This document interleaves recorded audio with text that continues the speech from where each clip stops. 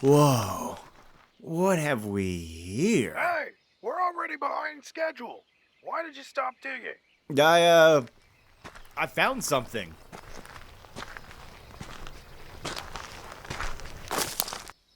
What do you mean you found something? We've only got a couple weeks left to clear this area or the boss man is going to start cutting our checks. I know, but I saw something in the dirt and I figured I should check it out. That's what the camp owner guy said to do, right? No, you're right, but it better be good. We can't be shutting down every time we see a shiny rock. You should, take a look at this. Well, now, this here is an interesting find indeed. Do you have any idea what this is? Some carved stick from 100 years ago? Yeah, something like that. There's all sorts of relics that were left behind by the native tribes and early settlers scattered across this island. This here looks like some kind of totem. Whoa. Any idea how old it is? How much is it worth? First of all, asking questions like that is going to get us in trouble. The camp owner owns this land and therefore anything we find belongs to him. I don't care how much it's worth. You try and keep anything, we are both getting fired. Secondly, I've been working in construction for 23 years. How in the world would I know anything about ancient Native American relics? Oh, right. Sorry. It's fine. I'm just warning you. Don't go pocketing anything. Understood, sir. You know, this totem reminds me of the old legend about what happened to the settlers that originally landed on this island. A legend? Yeah. You don't know about the lost colony of Roanoke? No, sir. Can't say I've ever heard of it. Didn't you listen in history class? This is a famous American mystery. See, a whole group of settlers, some of the first to step foot on American shores, tried to settle here on this island, but they didn't have enough supplies to last through the winter. So their leader, a fellow named John White, headed back to England to bring back the necessary stocks the settlers would need. But he got stuck, you see. It took him 3 years before he was able to get back here, and when he did return, the whole settlement was gone. Not a soul in sight. All he found was a carving on a wooden post that read, Croatoan. Whoa. What happened to them? Well, if we knew for sure, it wouldn't be a great American mystery now, would it? With that being said, there's lots of theories out there, like they died of disease or just integrated with the local native tribes.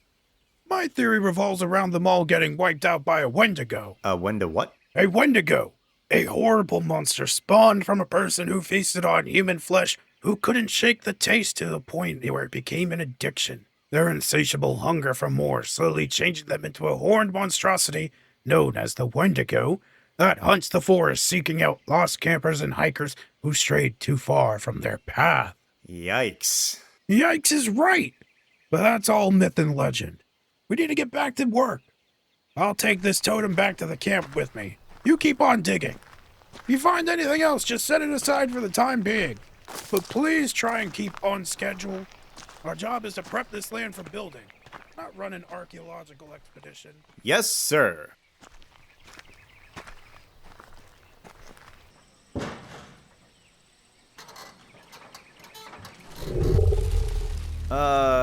Hello? Is someone there? Hello? Hello? Hey, look, this is an active construction zone. You're really not supposed to... No.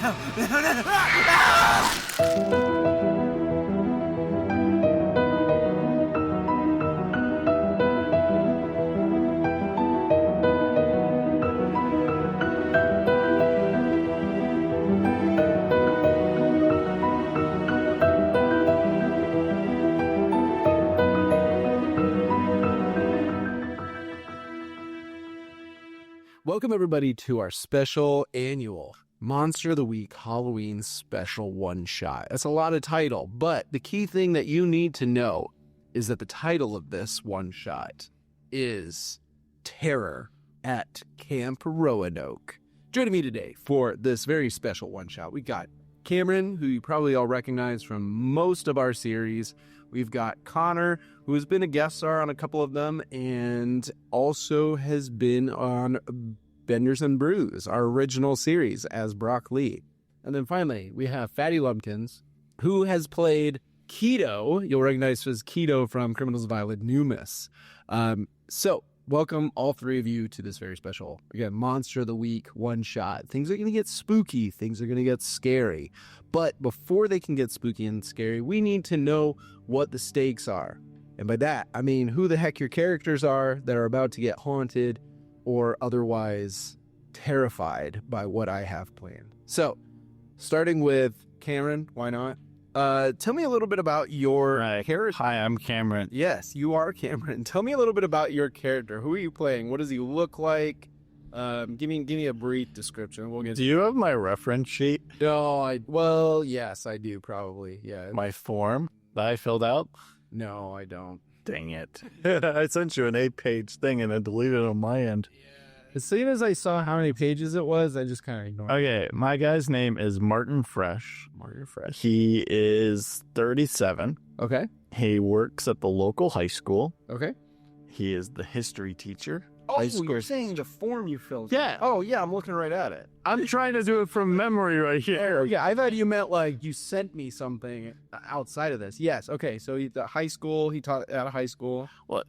Yeah, Which is currently, yes. but it's summer. It's summer, which is why he's picked up this job. Right. If you ask that later. Yeah, I was gonna say that's a question I asked later, but But I mean, it's his reasoning's pretty simple. right. He needs to pick up some extra work during the summer. Sure. So Yeah, as teachers often do. yeah, and he's going to work at What does he look like?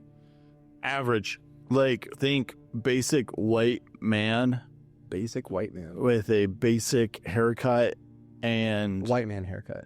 yeah, and looks like he could blend into any crowd. As long as they were white. Any crowd. In a crowd. Wow. I don't know. I went to a family. Okay, New York crowd. Okay. Nah, New York's a little more variety. How about we go with like Philadelphia? You just say anything in the South, probably for. Oh yeah, Dallas. Yes. Okay. Fair He's enough. in Dallas. Okay. So, We're nowhere near Dallas, Massachusetts. okay. So, Well, that's where we are, right? no, you're in North Carolina, actually. Oh, North Carolina works. That probably works really well there. Yes, absolutely. So tell me about Martin Fresh, what he yearns for, what he is hoping to someday achieve, whether or not that relates to his job here at the camp. He has a master thesis / research book he wants to write about the Aztec Empire. Okay. Wow. Don't we all? We all love writing about the Aztecs. Are there any specific beliefs that he kind of holds to? Anything that he would be willing to fight for? What's sort of the deeper side of? I 100% forgot what I wrote for this. He believes in being fair and kind. He tries his best to do the right thing. So he's very like neutral good, kind of, if we're talking on D&D terms, maybe even lawful good for the most part. Yeah, that's probably the best way to describe him. He's just a good guy. Yeah. He's a generally good guy, which is good as far as he's a teacher. You know, that's probably Maybe more neutral good than lawful good. yeah. But I yeah, agree. he tries to do the right thing when presented the option. As far as social settings go, just so we can get an idea of your character going in, like how does he tend to react to being around other people, especially if they're strangers? He's very introverted. But like if you like sat down with him and talked with him, he'd be actually really. He's not like the introvert that can't hold a conversation. He's really good at holding conversations, and he gets interested by talking to people. It's just he's not good at starting them, so he just doesn't. Also, I forgot to mention he has a wife. Yeah, and 2 kids. Oh, so man, the stakes just went up. For my character, yes, but he's just going to a summer camp. Where, yeah, oh yeah, nothing happens. Yeah, nothing will. I was gonna say he's just gonna have a good time, Slice of life, and then just leave and go back home to his family. That's right. Yeah. So with that being said, tell me a little bit about his stats as far as from your character sheet perspective. Tell me a little bit about Martin Fresh. What did he take as far as the Monster of the Week stats? What equipment does he have? What moves does he have? That's from the basic one. He has 2 charm, 1 cool, 1 sharp, 0 tough, and -1 weird. Okay, he's not a very weird guy, which fair enough. He's an average dude. Yeah, and he's a teacher. He works off of. Oh, whoops! I did it wrong. I'm 0 cool because he's not cool either. He's a history teacher. Oh, savage to all those history teachers out there that are listening. And they went, it's tough but true. My moves are always the victim. Let's get out of here, and what could go wrong? Okay, nice.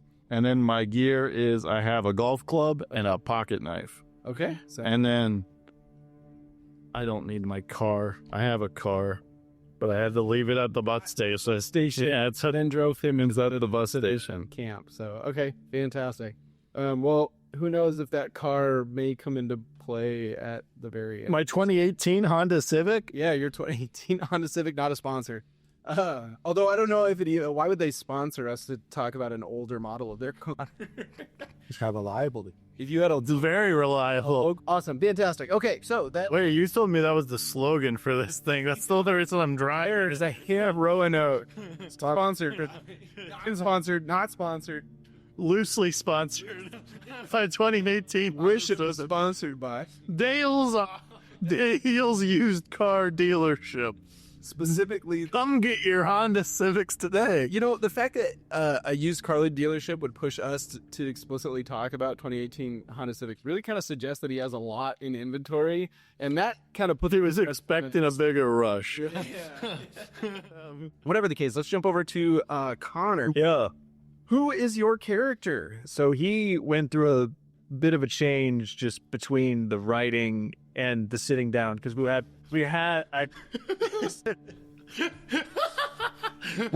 he's not like a fully changed. Anyways, we got a 20-something-year-old kid. Okay, Goes by the name of Soapy Joe. Soapy Joe. Is that his Christian? Is that his Christian name? Or is that his? That's his stage name. The man he's one of those small-time conspiracy YouTubers. Oh, very cool. Got like 50K subs. He had like one viral video. It's honestly pretty. Got like a good amount of following, and then it's just stopped at like 50K. I can't wait to hear about what that one big viral video. Yeah, he got like one viral. I'm sure it'll come up though. I'm sure. Yeah, Yeah, it'll come. yeah. So he uploaded it to this YouTube channel known as Soapy Joe, just as like because that's all he had at the time. Right. It was so, and then it went like mega viral. He has those subscribers, and now he's just he's a conspiracy vlog type guy. Nice. Okay. He likes getting out there and going into the weird. Yeah, everybody's just waiting for the next viral video. So tell me a little bit about what he looks like. He looks like a guy that, there's kind of a specific look that comes with guys who are super into conspiracy theories. So he's got like the scraggly kind of beard. He's got, the baggy clothes that maybe could stand to be washed, He's got the boots, the big baggy like cargo pants. Nice. And he's got Lots like of pockets and cargo. lots of pockets. Yeah. Yeah. I mean, you got to carry all the microphones and batteries. I mean, that's why I loved cargo pants back when I was in like high school. Yeah.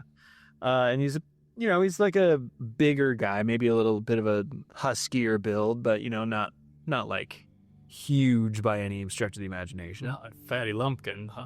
Yeah, not like Fatty Lumpkin husky. No.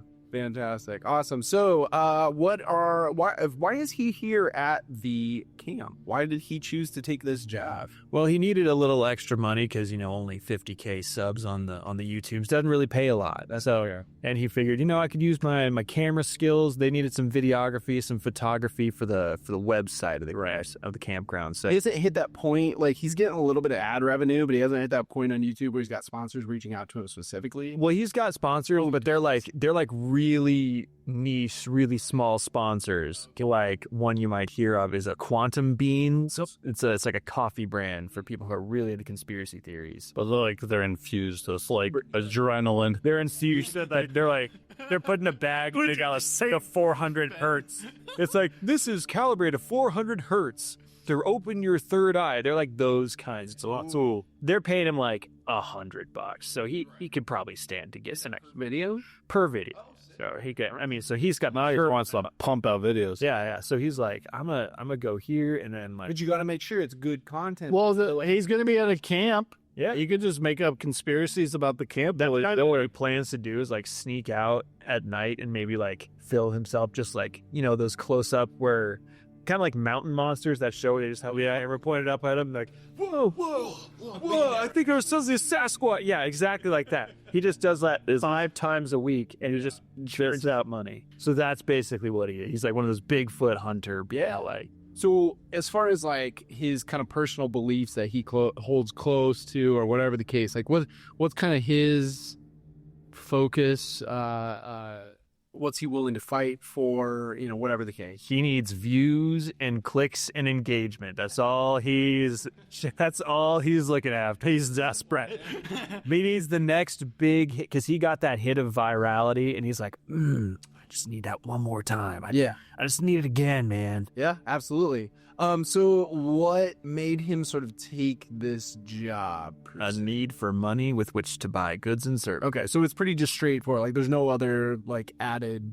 I mean, he gets to use his camera. He gets to the outdoors. He does enjoy the outdoors. It is pseudo unsupervised job, so that is kind of nice. Yeah, so awesome, cool. All right, well, we'll find out definitely more about Soapy Joe once things get started. But I want to make sure that we touch on the last individual, Fatty Lumpkins. Who are you playing? Yeah, Fatty here, and I will be playing Grieve Gershwin. That's gonna be a. Can we just call you Gersh? Gersh. I would prefer you call me Grieve because that is more of an honor. Because if there's one thing you should know about Grieve, it is that my idol is Steve Irwin. Steve. Oh, so you gotta do an Australian accent? Yes. Yes. Let's see. Well, we hearing it. It is ugly. He started doing that every time he was doing his pharmacy stuff. Good day, mate. This is Nick. Cut. Good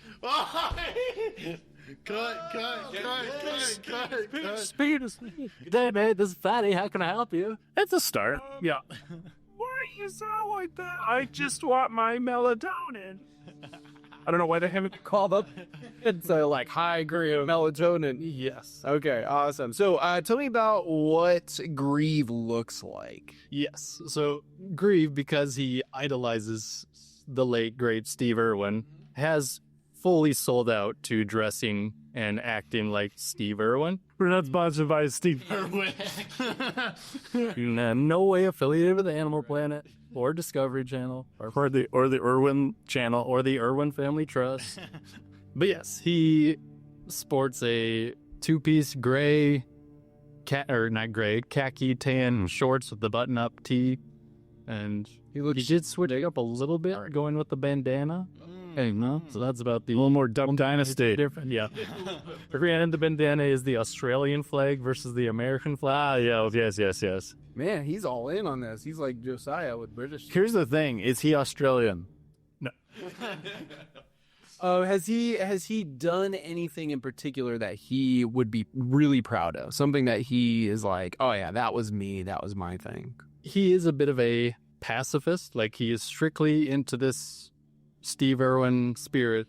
Oh, not to harm the animals, but he just wants to learn and capture, appreciate, interact, collect, and release all these animals. So he's always looking for the next big animal. But to date, his favorite find is he did come across the inland taipan on a mission trip when he did get to go visit Australia. Oh, he actually has gone there. He has been to Australia. Once? More than there once, and that's his whole identity now. Right, more than once? He's that girl from college that went like and studied abroad, and then she came back and she's like, oh man, I am so released. Yeah. His cover photo on Facebook, YouTube, Insta, or whatever is him holding the inland taipan, deadliest snake in all of Australia. Well, double fisting with a can of Fostis, Australian. Yes, Australia. There you go.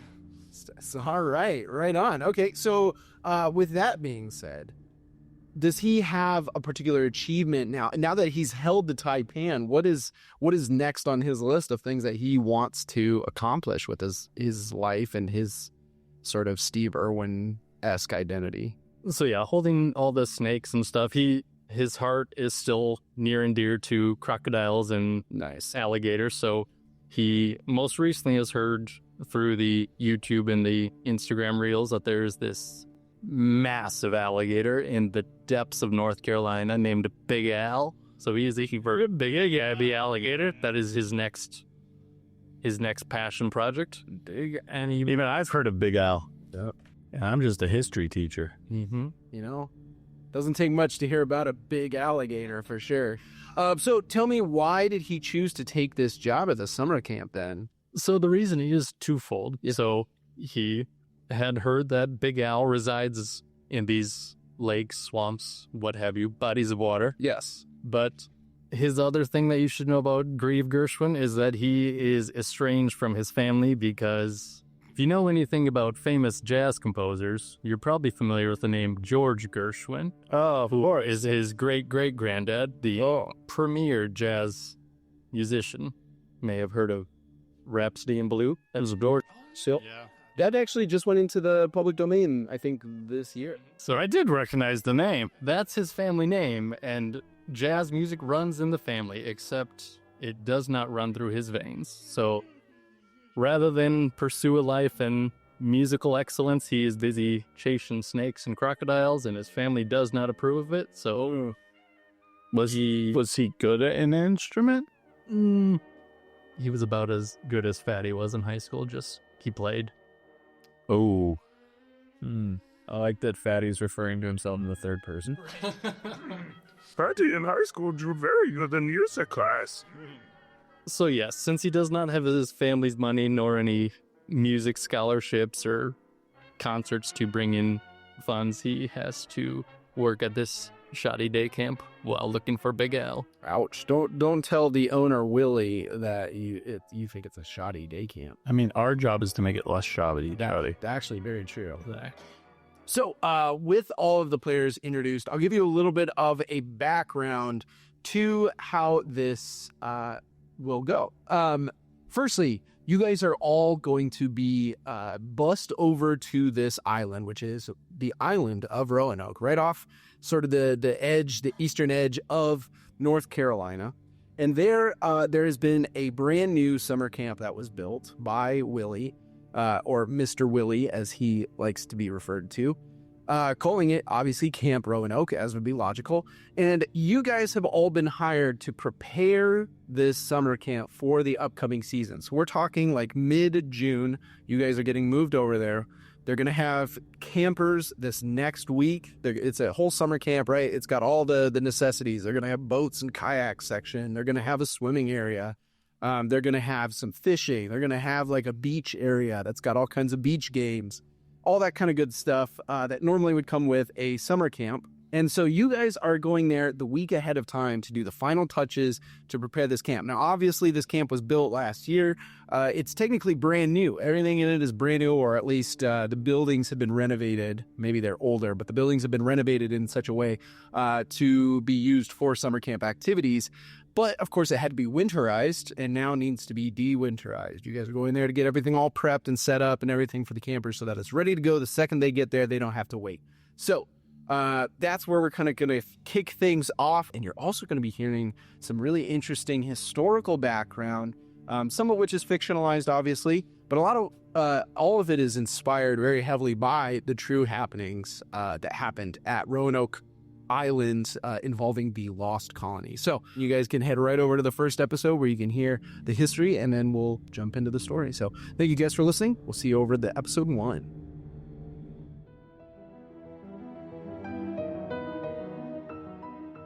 Hey everyone, Skylar here, creator and creative director at Session Zero Heroes. I just wanted to quickly say a few things before we head into the next episode. Firstly, thank you so much for listening to our 2025 Monster of the Week one-shot. We love creating these, and honestly, Monster of the Week is what inspired us to create TTRPG content to begin with, so it holds a special place in our hearts. We'll be posting a brand new episode of Terror at Camp Roanoke every week throughout October 2025, with the final episode landing nicely the day before Halloween on October 30th. We hope you enjoy the mystery we put together. I personally had a ton of fun creating it and working with the incredible vocal and musical talent that brought the intros and outros to life.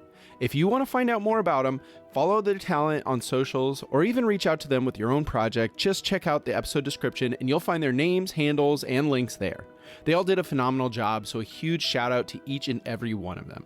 Speaking of links, if you want to follow more of what we're doing at Session Zero Heroes, be sure to check out our website or scroll through our other TTRPG actual play series and one-shots that we've done. From Avatar Legends and Dungeons & Dragons all the way to Kids on Bikes and All Flesh Must Be Eaten, we try to create and play through unique and entertaining stories using a variety of systems along the way.